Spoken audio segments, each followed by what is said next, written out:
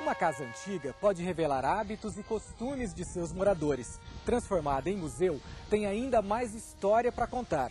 Esta foi a primeira sede da colônia Vitimarsum, fundada em 1951 por famílias da igreja menonita que haviam chegado ao Brasil 21 anos antes, fugidas das guerras e perseguições religiosas na Europa. Depois de passar por Santa Catarina, onde não foram bem-sucedidos na agricultura, os menonitas vieram para o Paraná, onde fundaram a colônia e vivem até hoje. O primeiro grupo de menonitas era formado por 1.250 pessoas. Começaram a deixar Santa Catarina em 1935 em direção ao Rio Grande do Sul e Paraná, mas antes já tinham andado bastante pela Europa. Os menonitas são um grupo que se originaram na época da Reforma no norte da Alemanha, perto da Holanda, na Frísia, na Alemanha. De lá migraram para a Prússia. Ficaram muitos anos morando lá, em comunidades, principalmente periferia das cidades. Em 1789 foram convidados para ser colonos na Rússia, na Ucrânia, no início. Depois na Rússia se espalharam em diversas comunidades, Cazaquistão, chegando até na Sibéria, perto da Manchúria, perto da China. Da Rússia migraram depois para Estados Unidos, para o Canadá, dos Estados Unidos para o México, do México para o Paraguai, do Paraguai depois para a Bolívia.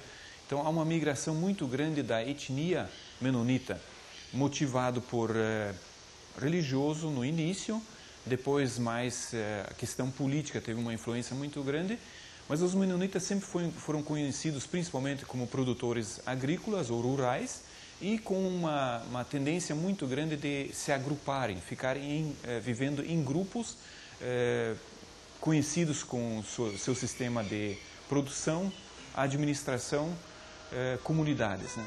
Quando os menonitas compraram a Fazenda Cancela, a casa que hoje reúne objetos dos primeiros colonos já existia e pertencia ao senador Roberto Glasser.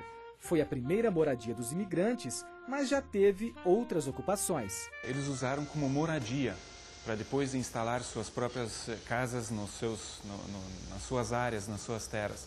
Depois foi instalado como hospital. Nascia-se aqui dentro, tratava-se os doentes aqui dentro. Eu, por exemplo, nasci aqui no hospital. Sou peça de museu já. Depois do hospital foi instalado como pousada para visitantes. Foi tombado em 1989, foi feito o tombamento pelo Estado, né, considerado museu tombado pelo Estado, né.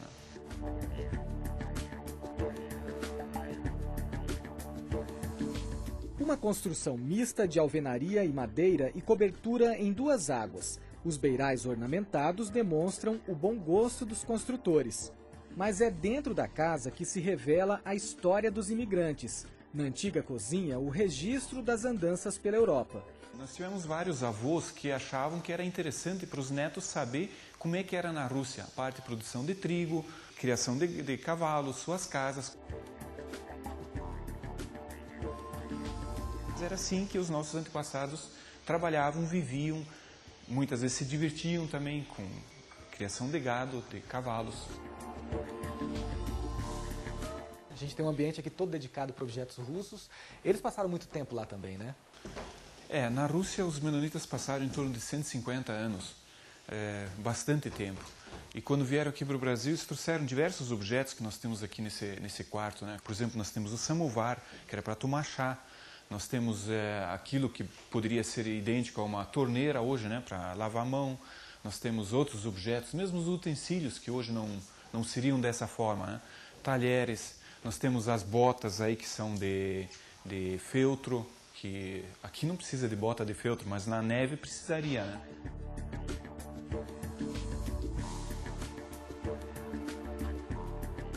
Aqui nós temos objetos escolares de escritório, livros raros.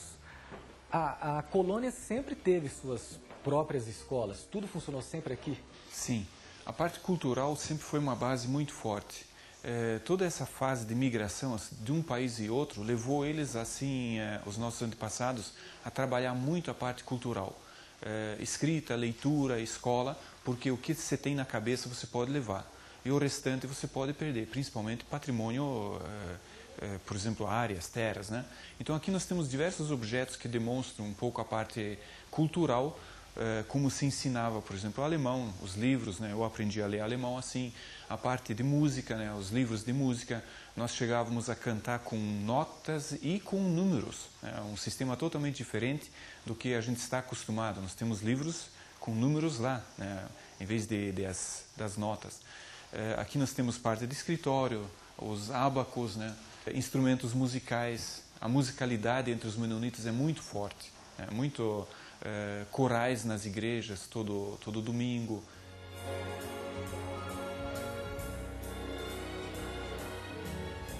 Todo mundo aqui fala português e alemão.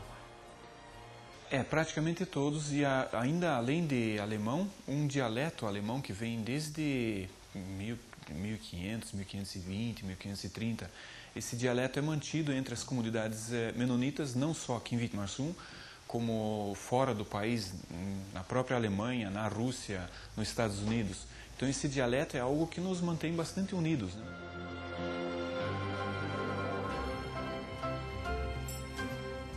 Em um dos cômodos da casa, lembranças de quando aqui funcionava um hospital.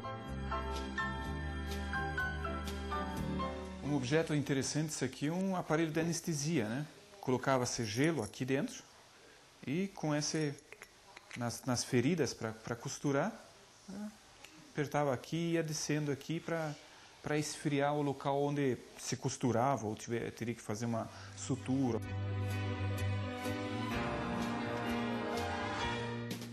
Bom, aqui em cima é o sótão da casa, né?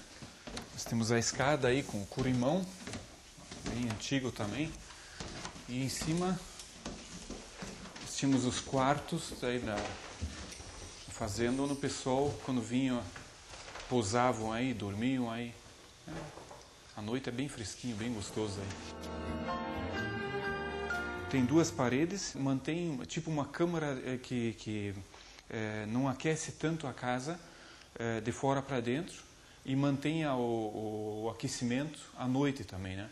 Então ela é tipo um estabilizador de temperatura.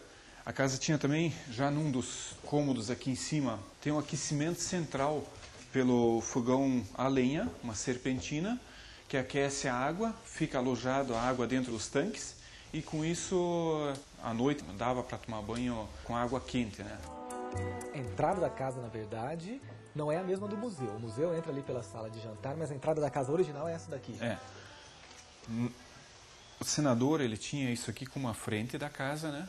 E o pessoal que vinha na fazenda lavavam as mãos aqui, depois adentravam a fazenda. Cozinha, tudo ficava lá nos fundos.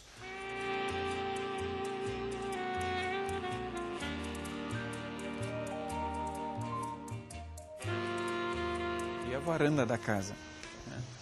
A varanda bem ampla, grande, né? Com os beiral bem grande também. E aí que vem o dizer, por exemplo, que o pobre não tem eira nem beira. Os ricos tinham dinheiro para montar uma varanda bem grande e um beiral bonito na casa, né? Eles tinham como ostentar sua riqueza. E o pobre não tinha. Trabalhava-se bastante, mas também se descansava bem. Então uma varanda para tomar um café, para sentar, conversar, passar o domingo.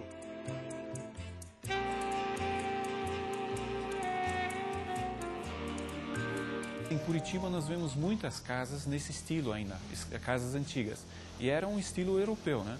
Tanto os beirais, assim, eles dão uma conotação assim de neve, por exemplo, para pingar o degelo, as varandas grandes, né?